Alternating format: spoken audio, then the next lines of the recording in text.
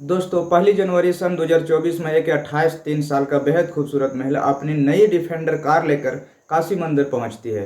क्योंकि दोस्तों अभी अभी उन्होंने एक नई कार खरीदी थी और इसीलिए पूजा कराने के लिए मंदिर आए थे। अपने पर्सनल ड्राइवर से कहती है कि जाइए और पुजारी को बुला लाइए, मुझे पूजा करानी है।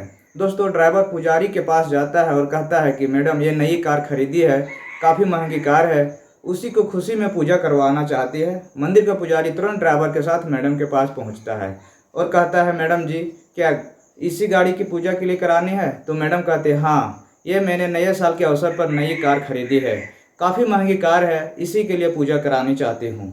अब पूजा तुरंत तैयार किया जाता है, पूजा की थाली तैयार किया जाता है, कुछ समय में पूजा की पूरी भी हो जाती है। फिर पुजारी कहता है कि मैडम पूजा तो हो गई, अब आप जो भी कुछ दान दक्षिणा करना चाहती है कर दीजिए। तो मैडम पुजारी को दक्षिणा देने के लिए अपने ड्राइवर से कहती है कि गरीबों को बांटने के लिए जो मैं कंबल लेकर आई हूँ, सभी कंबल गाड़ी से निकाल आओ। महीना था, ठंड भी बहुत हो रही थी और मंदिर की सीढ़ियों पर जो गरीब भिखारी लोग बैठे हुए थे, उन्हें वो हर साल की सर्दियों में कंबल वगैरह बांटा करते थे और इस साल भी वो कंबल लेकर आए थे। अब ड्राइवर गाड़ी से कंबल को निकाल लाता है और मैडम एक एक करके सभी भिखारियों को कंबल बांट रही थी और साथ में कुछ प्रसाद भी खाने के लिए दे रही थी। ऐसे ही दान करते हुए वो आगे बढ़ती जा रही थी, लेकिन फिर एक आदमी को देखकर मैडम के पैर डगमगाने लगते हैं और उस आदमी के बाल दाढ़ी बढ़े हुए थे, कपड़े भी धूल मिट्टी में हो रहे थे। उसे देखकर लग रहा था जैसे कई दिनों से नहाया ही नहीं है। शरीर दुबला पतला सूखा कर कांटा हो गया था, लेकिन जैसे ही मैडम ने उस आदमी को गौर से देखा तो पहचान गई, क्योंकि दोस्तों वो आदमी कोई नहीं बल्कि उन्हीं का तलाकशुदा पति होता है, जिसने 5 साल पहले मैडम को तलाक दे दिया था। दोस्तों क्या है कहानी की सच्चाई? कैसे एक तलाकशुदा पत्नी, कैसे उसका पति उसे 5 साल पहले छोड़ दिया था, वो आज मंदिर में भीख मांग रहा था। आइए जानते हैं कहानी की असली सच्चाई इस वीडियो में। लेकिन वीडियो में आगे बढ़ने से पहले मेरा आप सबसे निवेदन है कि आप मेरे चैनल को सब्सक्राइब कर लीजिए और वीडियो को लाइक कर दीजिए। दोस्तों एक कहानी है, उत्तर प्रदेश जिला चंदौली पड़ता है। चंदौली के छोटे से गांव में राम सिंह जी अपनी पत्नी और बच्चों के साथ रहा करते थे। उनका एक बेटा और एक बेटी हुआ करती थी। बेटी घर में बड़ी होती है, एक छोटी बेटी उनकी थी जिसका नाम होता है कामना। कामना को पढ़ाई लिखाई में जरा सा भी दिलचस्पी नहीं होती है, लेकिन राम सिंह जी बहुत कोशिश करते हैं कि उनके दोनों ही बच्चे पढ़ लिख कर उनका नाम रोशन करें। लेकिन बेटी बड़ी ही मुश्किल से सिर्फ 10वीं और 11वीं पास कर पाती है। इसके बाद वो साफ साफ अपने पापा से बोल देती है कि पापा मेरा पढ़ने लिखने का मन नहीं लग रहा है, बिल्कुल भी मन नहीं लग रहा है, मुझे पढ़ाई लिखाई के लिए मत दबाव डालिए। कामना की माँ ये बात सुनती है तो अपने पति से कहती है कि आप क्यों इसे पढ़ाई को लेकर इतना दबाव कर रहे हैं। अब ये 10वीं तो पास कर गई है, क्योंकि अब शादी बड़े आराम से हो जाएगी, इतनी पढ़ाई गांव के हिसाब से बहुत होती है। अब राम सिंह को यह बात सुनने के बाद बहुत तकलीफ होती है, क्योंकि उनका पहले से ही सपना था कि उनके बच्चे पढ़ लिख कर किसी पोस्ट को हासिल करें, उनका नाम रोशन करें। लेकिन अपनी बेटी की इच्छा जानकर और अपनी बेटी की कड़वी बातें सुनकर वो मन मारकर ही रह जाता है। लेकिन बेटे को पढ़ाते हैं, बेटा पढ़ने लिखने में होशियार था और वो आगे भी अपनी पढ़ाई को जारी रखता है। अब कामना की उम्र शादी हो गई थी तो उसके माता पिता उसके लिए लड़का ढूंढना शुरू कर देते हैं। जगह जगह लड़का देखने लगते हैं। तभी एक लड़का उन्हें पसंद आ जाता है, जो कि उत्तर प्रदेश पुलिस में कांस्टेबल था और वह भी चंदौली जिले के ही गांव का रहने वाला था। लड़के को देखते हैं तो लड़का उनसे बहुत ही पसंद आ जाता है। लड़के का फोटो घर ले आते हैं, अपनी बेटी कामना को भी दिखाते हैं, तो कामना भी उस कांस्टेबल के लड़के को देखकर पसंद कर लेती है। उस लड़के का नाम करण होता है, देखने में सुडौल और सुंदर था। अब लड़के के घर वालों से कामना के पिताजी की मुलाकात करते हैं, रिश्ते के बारे में बातचीत करते हैं। दान दहेज की बातचीत होकर शादी की तारीख तय की जाती है और तय की गई तारीख को बड़े ही धूमधाम से उनकी भी शादी हो जाती है। शादी के बाद कामना अपने ससुराल पहुंचती है। दोनों पति पत्नी अपने वैवाहिक जीवन को बड़े अच्छे से गुजारने लगते हैं। करण अपने माता पिता की इकलौती संतान थी। कामना की अपने ससुराल में बहुत इज्जत और देखभाल होती थी। बहुत ही बढ़िया तरीके से ये परिवार रहने लगता है। समय बीतता गया तो समय के अनुसार कामना को करण के बारे में कुछ ऐसी बातें पता चलने लगती है जो कामना को बिल्कुल ना गवारा गुजरती है। करण उत्तर प्रदेश पुलिस कांस्टेबल में था, लेकिन 2 नंबर का पैसा कमाता था और अय्याशी करता था। कई लड़की और कई औरतों के साथ उसका नाजायज संबंध भी थे। वह घूमने फिरने में बहुत रोमांटिक था। वो शराब पीता था, सिगरेट पीता था और उसे बहुत चीज़ों का, गंदी चीज़ों का आदत था। किसी की ज़्यादा परवाह नहीं करती थी। जब ये बातें कामना के सामने आने लगी तो कामना अपने पति को समझाते हुए कहती, देखिए ये नशा और ये सब छोड़ दीजिए, क्योंकि ये आपका दिन बर्बाद कर देगा। आपकी अच्छी खासी उत्तर प्रदेश नौकरी है, आपकी नौकरी को ईमानदारी के साथ करिए। ऐसा बेईमानी का पैसा कभी फलता नहीं है, तो परिवार को ही नुकसान देता है। इसलिए आप बेईमानी का पैसा मत कमाइए। आपकी तनख्वाह काफ़ी है, हम लोग आसानी से इतने पैसों में गुजारा कर लेंगे। हमारे घर में तो हमारे पिताजी सिर्फ थोड़ी सी खेती बाड़ी करके ही हमारे परिवार का पालन पोषण करते हैं। यह बात सुनने के बाद कांस्टेबल जो उनका पति होता है वो घबरा जाता है। उनका पिताजी हमें पढ़ाया भी, हमारी शादी भी की, आपकी तो वैसे भी सरकारी नौकरी है, आप ये 2 नंबर का काम छोड़ दीजिए। कामना के इन सब बातों को करण नज़रअंदाज करता है और उसके ज़्यादा ही विरोध करने पर उस पर हाथ भी उठा देता था। अब करण और भी ज़्यादा शराब पीने का आदी बन जाता है और रोजाना दारू पीकर घर आता और हंगामा खड़ा करता था, मारपीट करता था। यह सब देख कामना का सास ससुर भी अपने बेटे से परेशान आ गए थे और एक दिन कामना को अपने पास बैठाकर समझाते हैं कि बेटी अभी तो ये ड्यूटी दे रहा है, लेकिन हमें पता चला है कि अब इसकी पोस्टिंग इलाहाबाद होने जा रही है, तो हम चाहते हैं कि तुम इसके साथ भी इलाहाबाद चली जाओ। तुम्हारे साथ रहेगा तो इसका ध्यान लड़कियों से दूर रहेगा। तुम इसे समझाती रहोगी तो शायद ये शराब पीना भी छोड़ देंगे। तो बेटी इस घर की इज्जत तुम्हारे ही हाथों में है, तुम इसे सुधार सकती हो। इतना कहकर उसके सास ससुर की आंखें भर जाती है और उनके आंसुओं को पोंछती है और कहती है, आप लोग चिंता मत कीजिए, मैं अपनी पूरी कोशिश करूंगी उन्हें सीधा और सच्चे रास्ते पर लाने की। अब ये बिगड़ चुके हैं तो हम यही जो कह सकते सुधारने की कोशिश कर सकते हैं। अब करण के माता पिता करण से कहते हैं कि बेटा देखो, अभी नई नई शादी हुई है, तुम्हारी पोस्टिंग अभी इलाहाबाद होनी है, तो पत्नी का भी मन होता है कि थोड़ा बहुत समय अपने पति के साथ गुजारे, इसलिए तुम इसे भी अपने साथ ले जाओ। वहाँ कोई क्वार्टर ले लेना, दोनों साथ रहना, इसको कुछ दिनों वहीं घुमाना और फिर वापस आ जाना। लेकिन करण इस बात से मना करता है क्योंकि वह जानता था कि अगर पत्नी साथ रहेगी तो वह गंदे काम नहीं कर सकेंगे, सिगरेट शराब नहीं काम कर सकेंगे, उसको टोक रोक करेगा। इसलिए वो बार बार मना करता है कि मैं अपने साथ नहीं ले जा सकता, परंतु माँ बाप के ज़्यादा दबाव करने से वह कामना को भी अपने साथ इलाहाबाद ले जाता है और एक क्वार्टर में दोनों रहने लगते हैं। कुछ दिन तो करण सही से रहता है, लेकिन कुछ ही दिनों बाद वो अपनी गंदी हरकतें फिर से शुरू कर देता है। घर शराब पीकर आता है, इसके फ़ोन पर बहुत सारे कॉल्स आते हैं, बहुत सारे गैरकानूनी कॉल भी आते हैं। उसको समझाने की बहुत कोशिश करते हैं, लेकिन वो एक ना सुनता है, हमेशा शराब के नशे में धुत रहता है। जब तक नशा उतरता तो कामना फिर से बहुत समझाती, लेकिन करण को कोई फर्क नहीं पड़ता। बात इस हद तक बढ़ जाती है कि एक दिन कामना उसे समझा ही रही थी कि ये शराब पीना छोड़ दे, लड़कियों का चक्कर छोड़ना, अपना ईमानदारी से ड्यूटी करो। तो इस बात पर करण आग बबूला हो जाता है और कामना को मारने पीटने लगता है। उसे जोर से पीछे को धक्का मार देता है, जिससे कामना का सिर दीवार से जा लगता है और खून बहने लगता है। फिर कामना भी उसे और ज़्यादा बातें सुनाने लगती है, जिस कारण वो कामना का हाथ पकड़कर उसे घर से बाहर निकाल देता है। कहता है यहाँ से कहीं भी चली जाओ और अब तुम हमारे साथ नहीं रहना। दरवाज़ा बंद करके अंदर चला जाता है। कामना रोड पर खड़ी रोती रहती है, उसको कुछ समझ नहीं आ रहा था। फिर अब क्या करूं, कहाँ जाऊं, इतनी रात को मैं कहाँ जाऊं, इतनी रात को मुझे निकाल दिया। वो संभलती है और रेलवे स्टेशन पहुंचकर अपने माता पिता को फ़ोन करके बताती है कि पिताजी मेरे साथ यहाँ ऐसा ऐसा मामला हो गया है, मेरे पति रोज़ाना मुझे मारता है और आज मुझे मारकर घर से बाहर निकाल दिया गया है। तो इसके पिताजी कहते हैं कि बेटी वो तो तेरा पति है, तेरा ससुराल है, ऐसे में हम सभी की भलाई है इसी में है कि तू किसी भी तरह से मार खाकर भी उसी के साथ रह ले। थोड़े दिन बाद हो सकता है शायद वो सुधर भी जाए।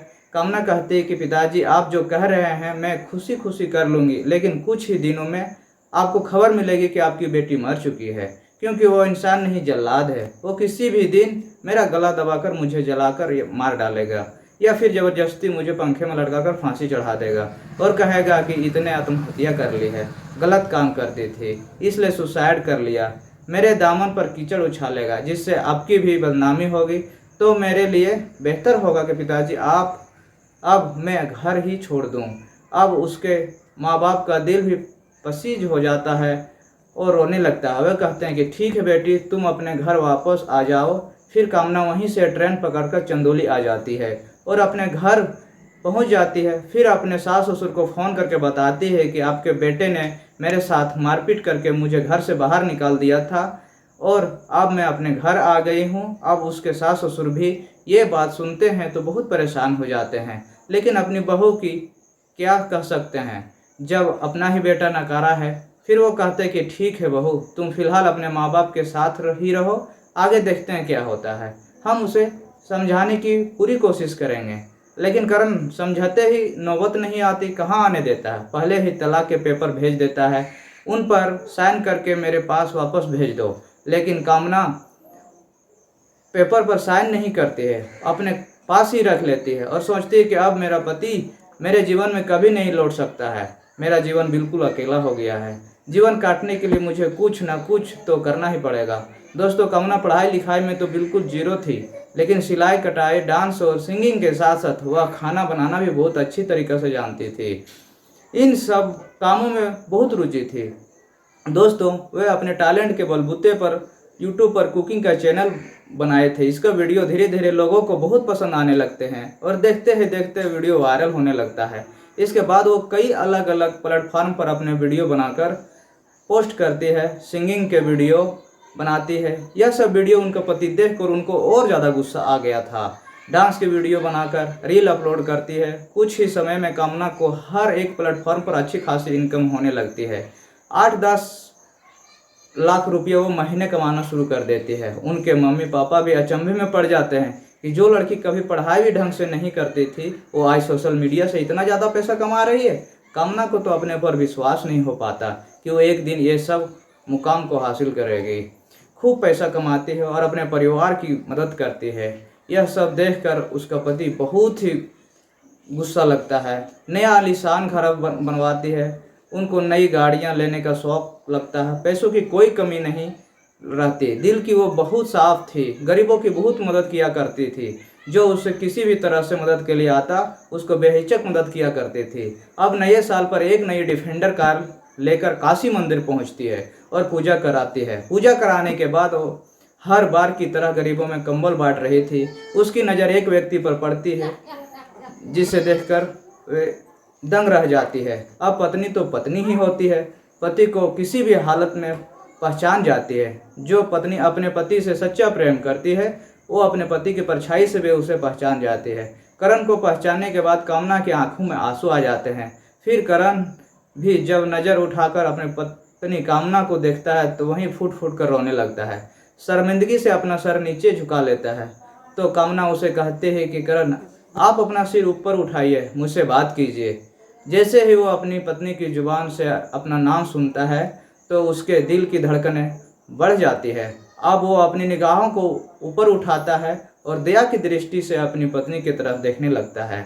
आंसू उनकी आंखों से लगातार बहे जा रहे थे।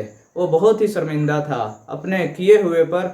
अब कामना अपने बाजुओं को सहारा देते हुए खड़ा करती है, कहते हैं कि चुप हो जाओ, आओ मेरे साथ गाड़ी में चलो। उसको गाड़ी में बिठाती है। वो आने के लिए बहुत मना करती है कि मैं नहीं जाऊंगा, मैं तुम्हारे साथ बात करने लायक नहीं हूँ। फिर भी वो पूछती है कि आप बताइए, आपकी ये हालत कैसे हो गई? आपकी तो सरकारी नौकरी है, फिर आप यहाँ भीख मांगने के मजबूर क्यों हो गए? मैंने तो तुम्हारे मम्मी पापा से भी कई बार बातचीत की थी, उन्हें भी तुम्हारे बारे में कोई जानकारी नहीं थी। उन्होंने बताया था कि तुमने अब घर आना जाना भी बंद कर रखा है। आखिर क्या वजह है? इस सब तो करण अपना सिर झुका लेता है, सोच में पड़ जाता है कि फिर बोलता है, सब मेरे ही गलती है की वजह से क्या हुआ? तुम्हें घर से निकाल देने के बाद मैं पूरी तरह से खुद को आज़ाद समझने लगा। मेरा एक लड़की के साथ प्रेम प्रसंग चल रहा था। उसने अपने साथ मेरी कुछ प्राइवेट फ़ोटो वीडियो बना ली और मुझे ब्लैकमेल करके मेरा सारा पैसा लूटने लगी। इसके बाद एक मुजरिम को केस से बाहर निकालने के चक्कर में मैं बड़े अधिकारियों को इसकी भनक लग गई और ऐसे ही 3-4 केस मेरे ऊपर और भी चल रहे थे, जिनके चलते मुझे नौकरी से हमेशा के लिए निकाल दिया गया। नौकरी छिन जाने के बाद मैं अपने माँ बाप के सामने जाने की हिम्मत न कर पाया, अपने गांव नहीं गया और कुछ समय तो इलाहाबाद में ही रह कर 2-4 लोगों से पैसा मांगकर गुजारा किया। लेकिन जब लोगों ने मदद करने से इनकार कर दिया तो मैं काशी चला आया और यहीं मंदिर पर भीख मांगकर अपना जीवन काट रहा हूँ। अपनी ज़िंदगी की कहानी सुनाने के बाद वह फूट फूट कर रोने लगता है। इधर पत्नी भी अपने पति की ऐसी हालत को देखकर उनकी भी आंखें नम हो जाती है। करण हाथ जोड़कर कामना से माफ़ी मांगने लगता है कि मुझे माफ़ कर दो। उनके पैरों में गिर जाता है तो कामना उसको उठाते हुए कहती है कि ऐसा मत करिए। पति का स्थान पत्नी के पैरों में नहीं बल्कि उसके दिल में होता है। आपने जो भी गलतियां की है कोई बात नहीं, मैंने आपको बहुत समझाने की कोशिश की लेकिन आपको मेरी समझाई कोई बात अच्छी नहीं लगती थी। और देखो आज आप कहां से कहां आ गए हो। आप पहले देखने में कितने अच्छे लगते थे और आज भिखारी बनकर रह रहे हो और यहाँ मंदिर की सीढ़ी पर पड़े हो। वो उसे अपने सीने से लगा लेती है और अपने साथ लेकर जाने लगती है। तो कामना की माँ जो कामना के साथ मंदिर आई थी वो कहते कि कामना इस आदमी का हाथ मत पकड़ो, ये आदमी तेरा अच्छी खासी ज़िंदगी को फिर से बर्बाद कर देगा।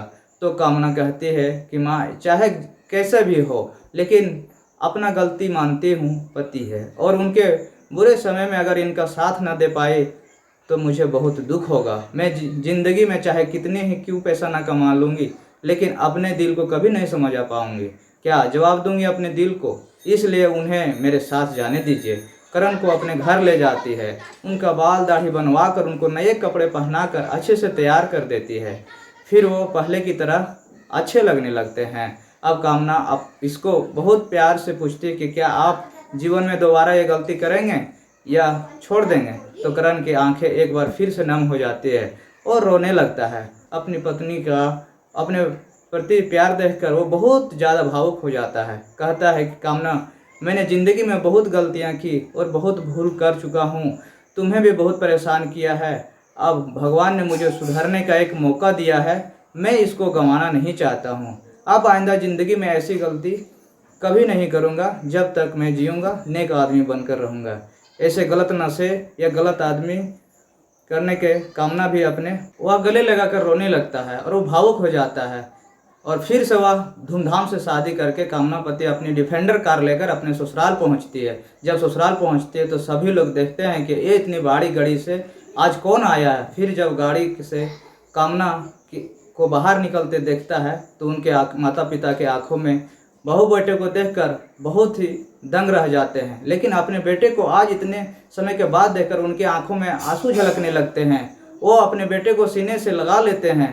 करण अपने माता पिता से बताता है कि कैसे कामना ने उनकी ज़मीन से उठाकर आसमान पर लाकर बैठा दिया। अगर आपकी बहू ना होती तो मैं आज फिर आपके सामने ना आया होता। इसके बाद कामना के सास ससुर कामना को बहुत बहुत आशीर्वाद देते हैं और उसके चरण पकड़कर रोने लगते हैं। तुमने हमारे बच्चे को सुधार ही दिया। और बहुत कठिनाइयों का सामना करने के बाद भी दोबारा से अपने पति को अपनी पत्नी के लिए परिवार फिर से हंसी खुशी रहने लगा। 1 साल बाद जब कामना और करण को एक साथ की बच्ची की खुशी भी नसीब होती है, करण अब घर में ही रहता है, उसको नौकरी करने की ज़रूरत नहीं रहती। वे लोग अपने पास इकट्ठा पैसों को बिजनेस शुरू करते हैं और कामना की सोशल मीडिया से इनकम अलग चलती रहती है। दोनों पति पत्नी अपने जीवन में खुश थे। तो दोस्तों ये थी आज की कहानी। कैसी लगी आप लोगों को कमेंट करके ज़रूर बताइएगा, क्योंकि एक पत्नी की हिम्मत से एक शराब नशे गलत आदमी की ज़िंदगी बचा लेती है, एक बाप के बेटी को बचा लेती है। आज का इतना ही। अगर आप लोग को हमारी कहानी पसंद आए होगी तो कमेंट करके ज़रूर बताएं। इसके लिए